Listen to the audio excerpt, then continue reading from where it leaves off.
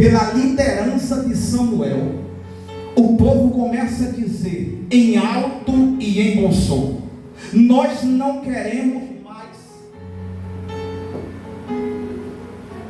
Ele tem movimento. Nós não queremos mais Samuel liderando o povo.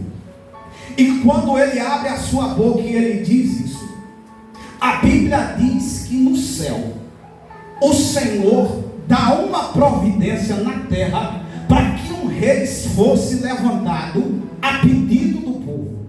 Só que quando Deus levanta Saul, é um homem que Deus depositou uma certa confiança. Saul, ele começa antebendo, ele começa antefazendo a vontade de Deus, mas passando-se os tempos, Saul começa a desobedecer a Deus.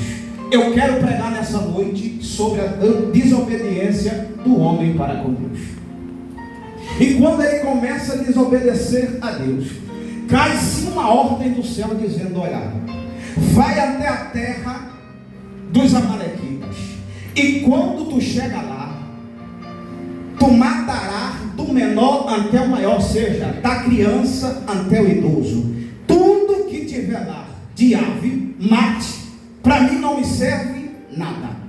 Porém, Saul, ele entra, mas chegando lá na terra dos amalequitas, ele não cumpre o que o Senhor mandou. E por não cumprir o que o Senhor mandou, cai-se sobre Saul a mão do Deus vivo. Porque a Bíblia diz que horrenda coisa é o homem cair na mão de Deus. E Saul, ele caiu na mão de Deus. E quando ele cai na mão de Deus, por causa da sua desobediência, Deus olha para ele e diz assim: Samuel, vai até Saul e vê a situação em que meu povo está vivendo por causa da desobediência de Saul. E quando ele chega até a tenda de Saul, Saul tinha até matado, mas não matou por completo. Porque a pior coisa na vida do crente, na vida do servo de Deus, é Deus dar uma ordem e nós fazer pela metade. Quando Deus disser para você, faça, que eu garanto, faça, não faça pela metade. E Saul, ele fez pela metade. E fazendo pela metade, a Bíblia diz que quando Samuel chega até a tenda, ele olha e vê Saul em pé, vindo em sua direção. E vindo até a sua direção, Samuel pergunta: a ordem que o Senhor te deu para tu executar, tu executou? Tu cumpriu? E antes da resposta vir, a Bíblia diz que Deus, aleluia, aguçou o outorga nos ouvidos de Samuel. Aleluia. E Samuel começa a ouvir algo diferente. Samuel começa a ouvir mugido de boi e as ovelhas berrando. Aí ele diz assim: que mugido de boi são esses? Oh, Deus maravilhoso. E nesse exato momento, Saul não tem saída, porque ele tinha desobedecido, mas o Deus do céu tinha visto. E quando isso acontece, a Bíblia diz que quando Saul, meu pastor, ele sai para expor aquilo que Saul tinha feito, a Bíblia conta que Saul, ele segura sobre a orla, sobre a veste do profeta Samuel. E segurando sobre as vestes do profeta Samuel, a Bíblia diz que a veste do profeta se rasga. E quando as vestes do profeta se rasgam, o profeta diz assim para ele: olha, hoje mesmo, assim como tu rasgaste as minhas vestes, o Senhor vai rasgar o teu reino de ti. Ou seja, tu a partir de agora não será mais rei, por causa da tua desobediência. Só que nós somos ser humano. E nós gostamos de insistir quando a coisa não está dando certo.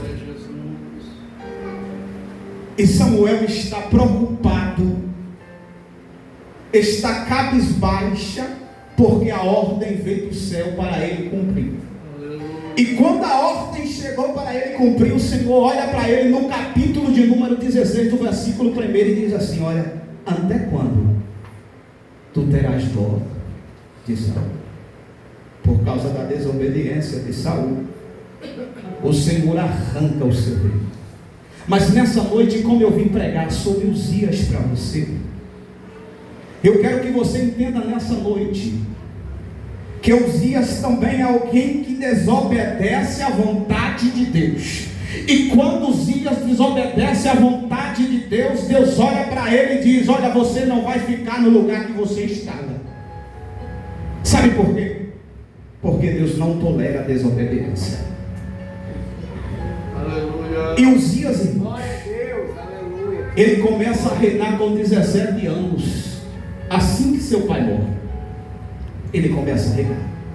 E alguém olhou para Uzias e disse: olha, é muito novo, não vai dar certo. Como é que pode se assentar na cadeira alguém que não tem nenhum pingo de experiência? Mas o reinado de Uzias foi bom, o Senhor foi com Uzias.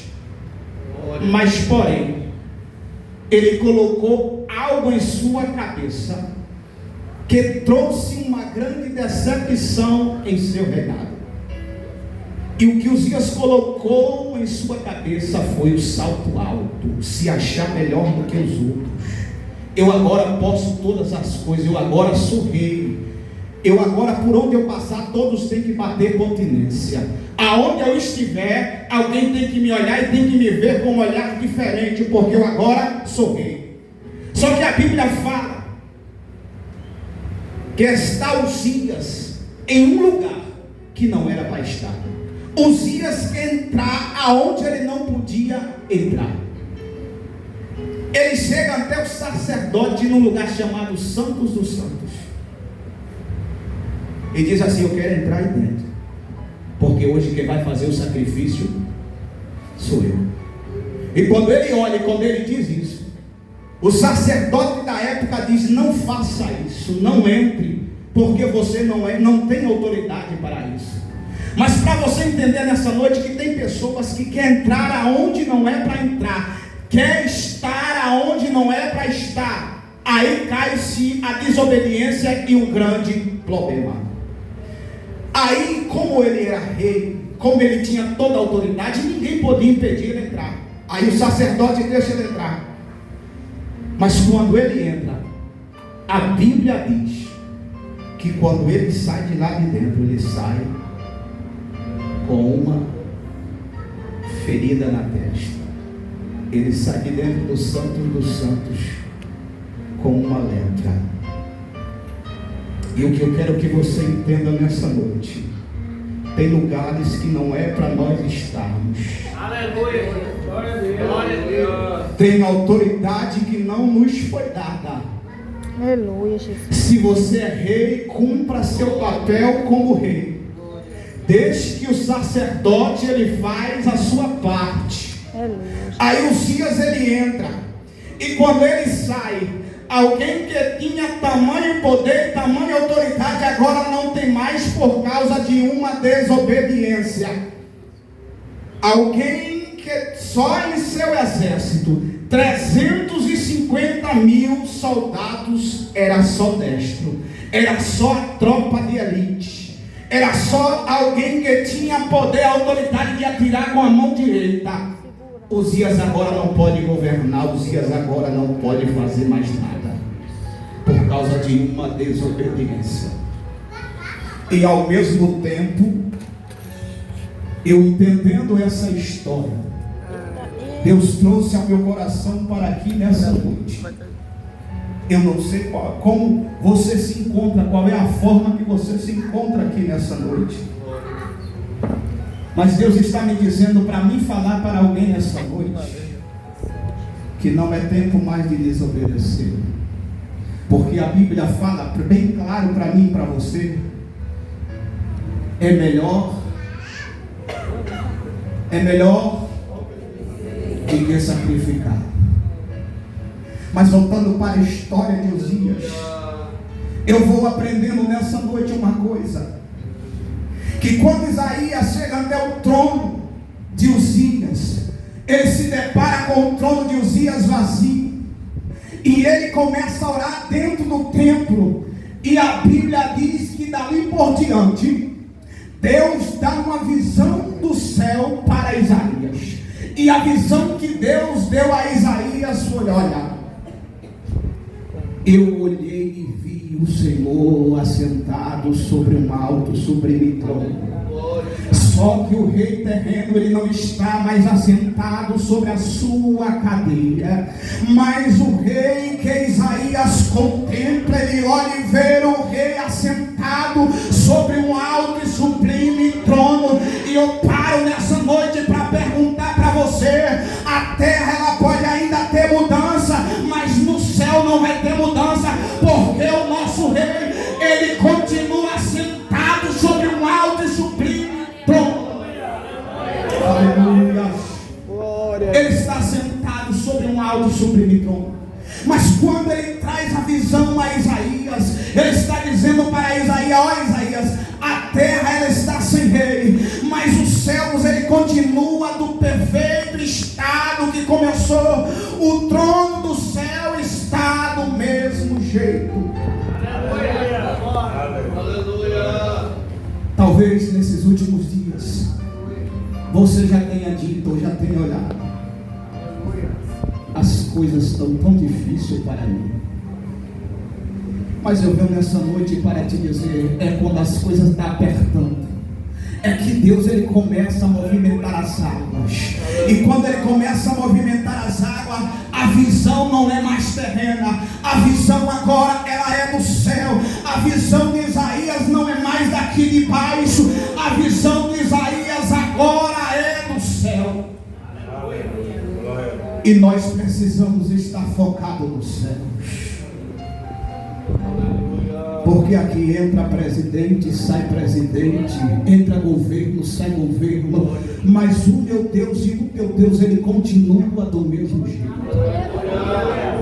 Só que algo me chama a atenção nessa noite, é que ao mesmo tempo Isaías ele vai descrevendo, ele vai narrando o que ele vê sobre o alto e sublime trono.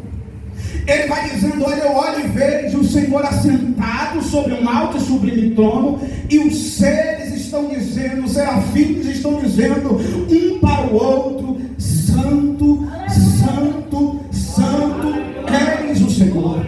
Agora, o que dá-me a entender nessa noite é que aqui na terra nós não temos um rei assentado, e tenha pessoas que estejam dizendo: o Senhor é santo, o Senhor é santo. Só que lá no céu os seres eles não se cansam de dizer: santo, santo és o Senhor.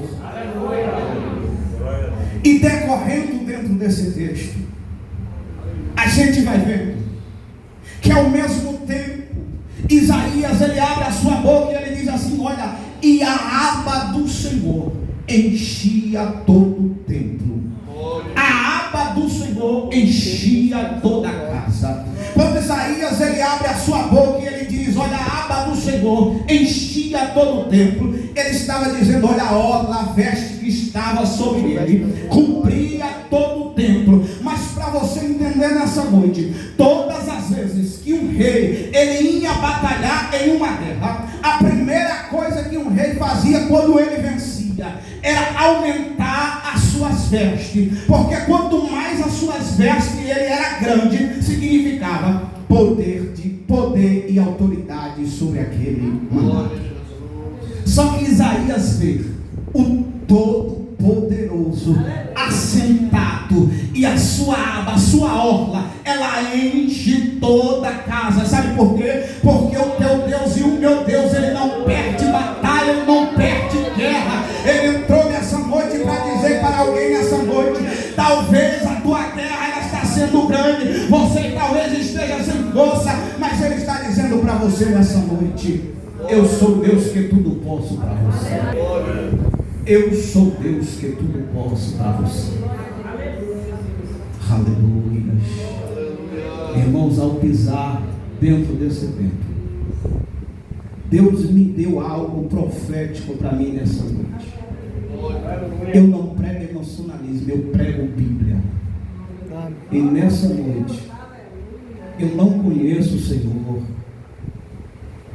Eu não sei nem como é o nome do Senhor. Mas Deus me disse algo nessa noite para mim passar para o Senhor. Deus me fez levar e me fez entender, sabe o que? A história de Paulo na ilha de Malta. Deus me fez entender, sabe o que? Que quando Paulo ele está ali ajuntando alguns gravetos para incendiar, para colocar o fogo, para o fogo ganhar mais força, a Bíblia fala que uma víbora clamufada ela morde a mão de Paulo. E mordendo a mão de Paulo, alguém olhou e disse assim, ó: vai inchar daqui a pouco e vai morrer. Vai inchar daqui a pouco e vai morrer. Aqui não precisa muita coisa para mim te dizer. Tu sabe o que é que tu está passando. Mas deixa eu te dizer uma coisa de Deus aqui para o teu coração. Veneno de víbora não faz efeito. Veneno de víbora ela não faz efeito naquele que tem o sangue de Jesus. Fica tranquilo, aquieta o teu coração, porque alguém pode olhar e pode dizer: acabou, parou. Mas o Senhor está dizendo para você nessa noite: eu tenho um antídoto dentro do teu sangue. Não se preocupa, porque Deus ele está contigo. Não precisa de muita coisa. Deus está falando nessa noite. Deus ele está falando nessa noite. Quantos creem que Deus está falando nessa noite? Se coloque de pé. Se coloque de pé, por favor, com a permissão do meu pastor do lado. Aleluia. Deus ele é fiel. Glória a Deus. Lebedecasto que me levas. Amai chole calabas. Rebeca andas. Deus está dando força nessa noite para essa igreja. Eu sei que a tempestade é grande. E nossa maior preocupação é olhar e ver, está tudo quieto. Deus não fala nada comigo, está tudo em silêncio. Mas eu estou aqui padecendo. Mas Deus está dizendo para você nessa noite: ainda que o silêncio pare no meio de vocês, isso não significa ausência de presença.